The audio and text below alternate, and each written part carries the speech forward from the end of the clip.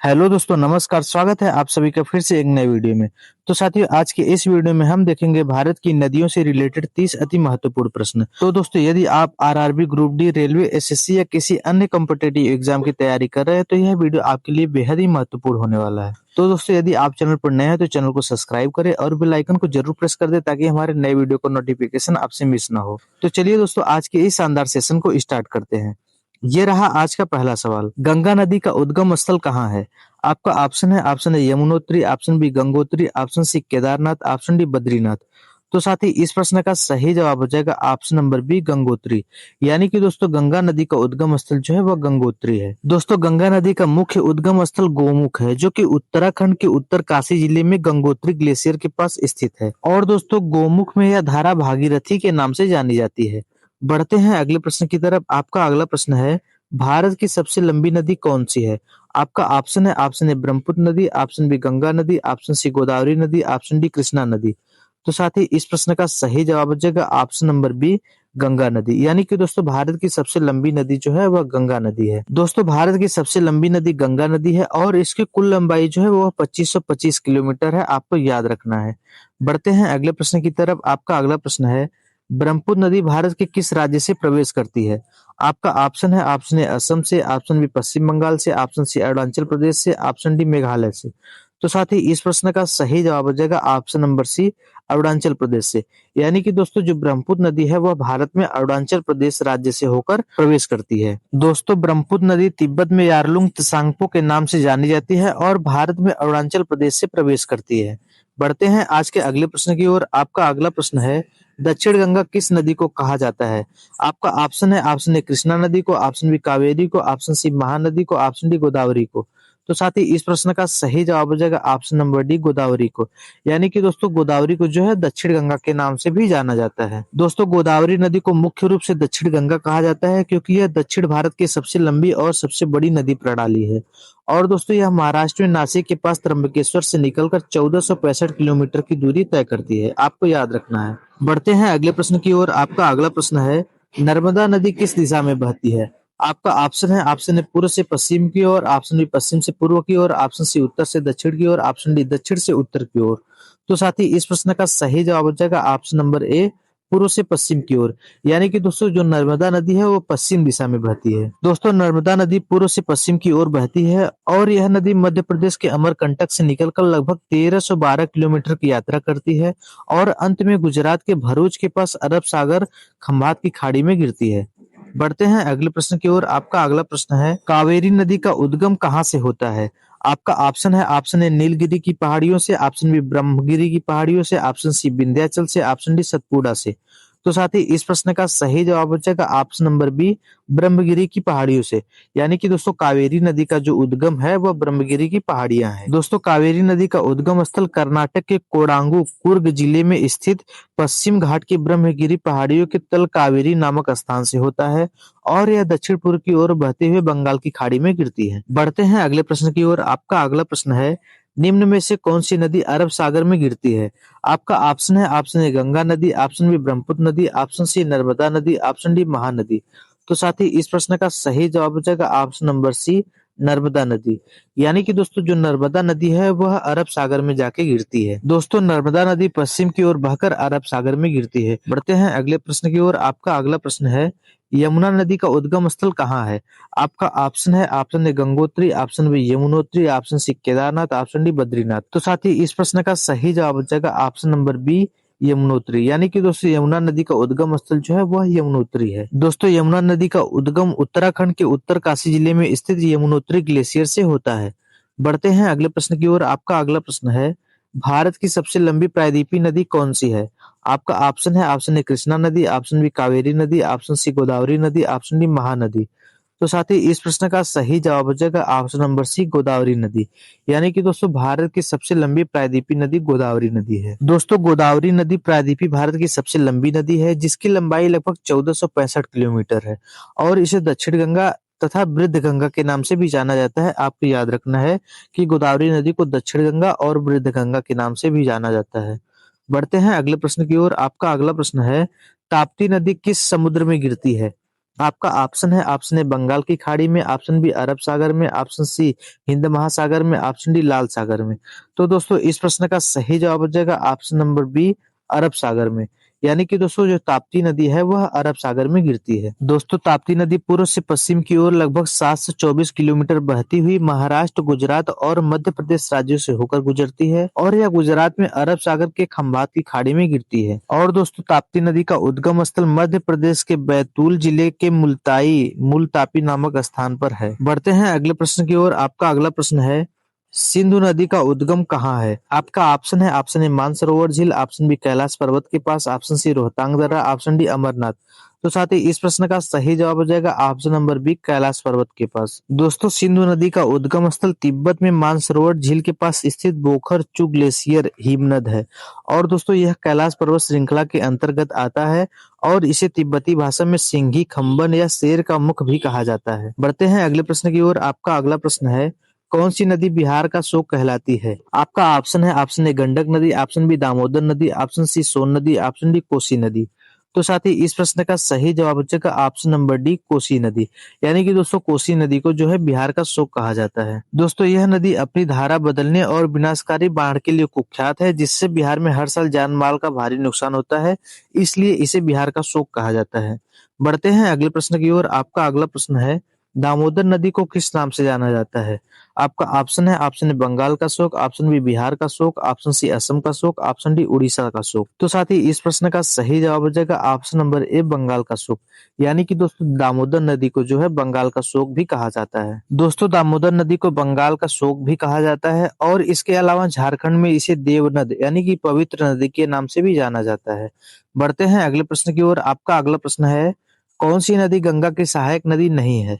आपका ऑप्शन है, ऑप्शन है यमुना नदी, option B Ghaghara, option C Godavari, option D Gandak. तो साथ ही इस प्रश्न का सही जवाब हो जाएगा ऑप्शन नंबर सी, गोदावरी नदी। यानी कि दोस्तों गोदावरी नदी है वह गंगा की सहायक नदी नहीं है, बाकी यमुना, घाघरा और गंडक जो है यह गंगा की सहायक नदी है। बढ़ते हैं अगले प्रश्न की ओर। आपका अगला प्रश्न है, चंबल नदी किसकी सहायक नदी है? आपका ऑप्शन है, ऑप्शन ए गंगा नदी, ऑप्शन बी यमुना की, ऑप्शन सी नर्मदा की, ऑप्शन डी गोदावरी की। तो साथ ही इस प्रश्न का सही जवाब हो जाएगा ऑप्शन नंबर बी, यमुना की। यानी कि दोस्तों जो चंबल नदी है वह यमुना नदी की सहायक नदी है। दोस्तों चंबल मुख्य रूप से यमुना की सहायक नदी है और यह मध्य प्रदेश के महू के पास जाना पाव पहाड़ियों से निकलकर राजस्थान से बहते हुए उत्तर प्रदेश के इटावा के पास पचनदा में यमुना से मिल जाती है। बढ़ते हैं अगले प्रश्न की ओर। आपका अगला प्रश्न है, कौन सी नदी रिफ्ट वैली से होकर बहती है? आपका ऑप्शन है, ऑप्शन ए गंगा नदी, ऑप्शन बी ब्रह्मपुत्र नदी, ऑप्शन सी नर्मदा नदी, ऑप्शन डी गोदावरी नदी। तो साथ ही इस प्रश्न का सही जवाब हो जाएगा ऑप्शन नंबर सी, नर्मदा नदी। यानी कि दोस्तों जो नर्मदा नदी है यह रिफ्ट वैली यानी कि भ्रंश घाटियों से होकर बहती है। बढ़ते हैं अगले प्रश्न की ओर। आपका अगला प्रश्न है, किस नदी का डेल्टा सबसे बड़ा है? आपका ऑप्शन है, option A Ganga Brahmaputra, option B Godavari, option C Krishna, option D Mahanadi. तो साथ ही इस प्रश्न का सही जवाब हो जाएगा option number A, Ganga Brahmaputra नदी का जो डेल्टा है वह सबसे बड़ा है। दोस्तों दुनिया का सबसे बड़ा डेल्टा गंगा ब्रह्मपुत्र नदी बनाती है और इसे सुंदरबन डेल्टा के नाम से भी जाना जाता है और इसे बंगाल डेल्टा भी कहा जाता है। बढ़ते हैं अगले प्रश्न की ओर। आपका अगला प्रश्न है, कौन सी नदी life line of Madhya Pradesh कहलाती है? आपका ऑप्शन है, ऑप्शन ए तापी नदी, ऑप्शन बी नर्मदा नदी, ऑप्शन सी चंबल नदी, ऑप्शन डी बेतवा नदी। तो साथ ही इस प्रश्न का सही जवाब हो जाएगा ऑप्शन नंबर बी, नर्मदा नदी। दोस्तों नर्मदा नदी को life line of Madhya Pradesh यानी कि मध्य प्रदेश की जीवन रेखा कहा जाता है और दोस्तों यह राज्य की सबसे प्रमुख और पवित्र नदी है जो अमरकंटक से निकलकर राज्य के एक बड़े हिस्से को पानी, बिजली और सिंचाई की सुविधा प्रदान करती है। बढ़ते हैं अगले प्रश्न की ओर। आपका अगला प्रश्न है, किस नदी का उद्गम अमरकंटक से होता है? आपका ऑप्शन है, ऑप्शन ए नर्मदा नदी, ऑप्शन बी गोदावरी नदी, ऑप्शन सी कृष्णा नदी, ऑप्शन डी ब्रह्मपुत्र नदी। तो साथ ही इस प्रश्न का सही जवाब हो जाएगा ऑप्शन नंबर ए, नर्मदा नदी। यानी कि दोस्तों नर्मदा नदी का जो उद्गम है वह अमरकंटक से होता है। दोस्तों अमरकंटक से मुख्य रूप से नर्मदा नदी का उद्गम होता है जो मध्य प्रदेश के अनूपपुर जिले में स्थित है। इसके अलावा सोन नदी, जोहिला नदी का उद्गम भी अमरकंटक की पहाड़ियों से ही होता है। बढ़ते हैं अगले प्रश्न की ओर। आपका अगला प्रश्न है, कौन सी नदी बंगाल की खाड़ी में गिरती है? आपका ऑप्शन है, ऑप्शन ए नर्मदा नदी, ऑप्शन बी ताप्ती नदी, option C Mahanadi, option D Sabarmati नदी। तो साथ ही इस प्रश्न का सही जवाब हो जाएगा ऑप्शन नंबर सी, महानदी।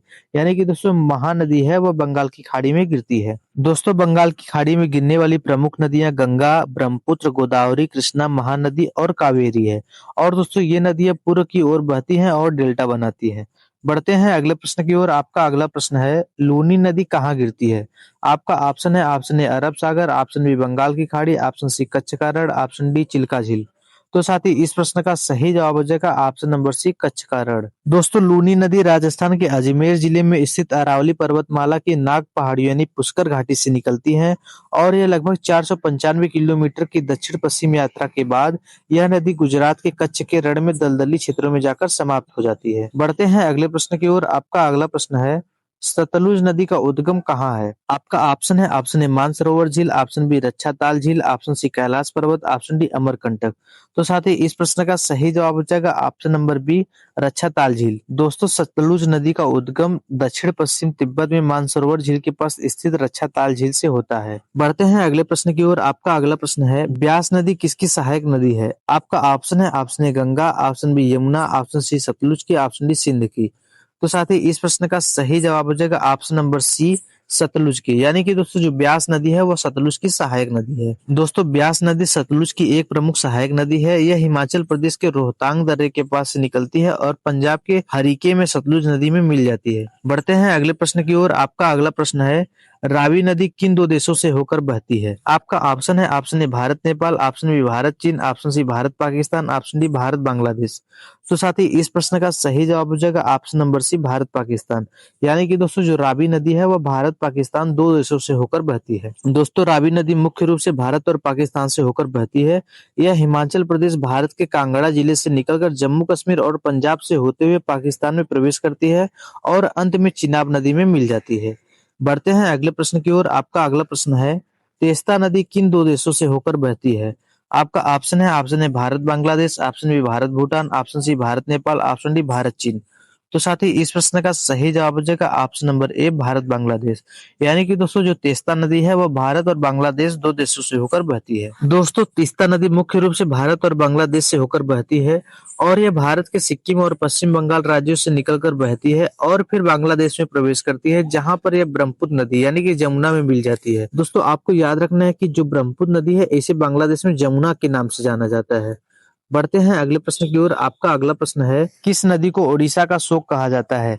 आपका option A Mahanadi, option B Brahmani, option C Baitarani, option D Swarna Rekha. तो दोस्तों, इस प्रश्न का सही जवाब हो जाएगा ऑप्शन नंबर ए महानदी, जिसे ओडिशा का शोक कहा जाता है। दोस्तों, महानदी को ओडिशा का शोक कहा जाता है। यह नदी अपने डेल्टा क्षेत्र में आने वाली विनाशकारी बाढ़ के कारण जानी जाती है, जो व्यापक तबाही मचाती है।